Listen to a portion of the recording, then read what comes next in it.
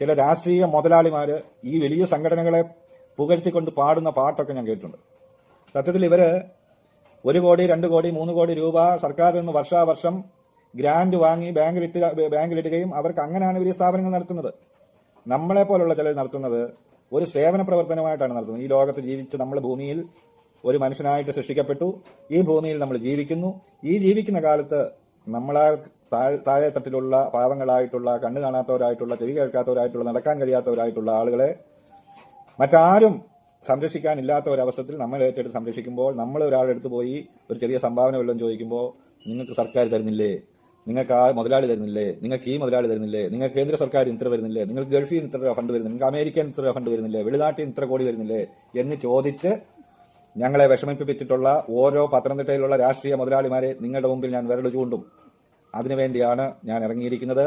ഈ പറഞ്ഞ ഓരോരുത്തരും, ഈ വീഡിയോ കാണുന്നവർ, എന്നെ ആക്ഷേപിച്ചിട്ടുള്ളവരെയും എന്നെ പോലെ കൃത്യമായി സാമൂഹ്യ പ്രവർത്തനം സേവന രീതിയിൽ ചെയ്തിട്ടുള്ളവരെയും കളിയാക്കിയവരെയും അവരെ ഈ നല്ല രീതിയിൽ സേവനം നടത്തുന്നവരെ പടുകുഴിയിലാക്കാൻ വേണ്ടി ശ്രമിച്ചവരെയും ഈ വീഡിയോ കാണുകയാണെങ്കിൽ നിങ്ങളുടെ മനസ്സിൽ കുറിച്ചു വെച്ചോളൂ.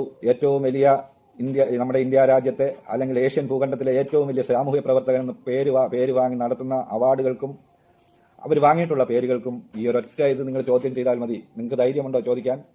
കേന്ദ്ര സർക്കാരിൽ നിന്നും നിങ്ങൾ ഈ ഇല്ലാത്ത സ്ഥാപനത്തിന് ഫണ്ട് വാങ്ങിയത് എന്തിനെന്ന് ചോദിക്കാൻ ഈ വീഡിയോ കാണുന്ന ഏതെങ്കിലും ഒരു മനുഷ്യർക്കെങ്കിലും ധൈര്യമുണ്ടെങ്കിൽ ചോദിക്കൂ.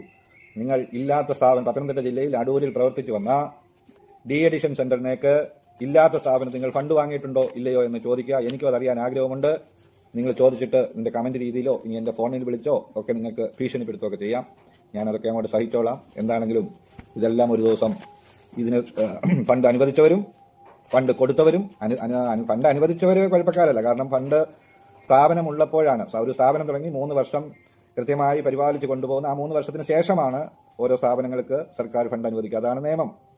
അപ്പോൾ ഇത് ആദ്യം അനുവദിച്ച ആളുകൾ ഇതിനകത്ത് കുഴപ്പക്കാരാണെന്ന് ഞാൻ പറയുന്നില്ല. കാരണം അത് 3 വർഷം പ്രവർത്തിച്ച് പരിചയമുണ്ട്, അതിന് ഫണ്ട് അനുവദിച്ച് കാണാം. പക്ഷേ ആ സ്ഥാപനം നിർത്തലാക്കിയിട്ടും അതിന് ഫണ്ട് അനുവദിച്ച് വാങ്ങിയിട്ടുണ്ടെങ്കിൽ ഫണ്ട് അനുവദിച്ച ഉദ്യോഗസ്ഥരും ഈ ഫണ്ട് വാങ്ങിയിട്ടുള്ളവരും സമാധാനം പറഞ്ഞേ മതിയാകൂ. ഇനി ഇവരുടെ തട്ടിപ്പിന് കൂട്ടുനിൽക്കുന്നവരും സമാധാനം പറഞ്ഞേ പറ്റൂ.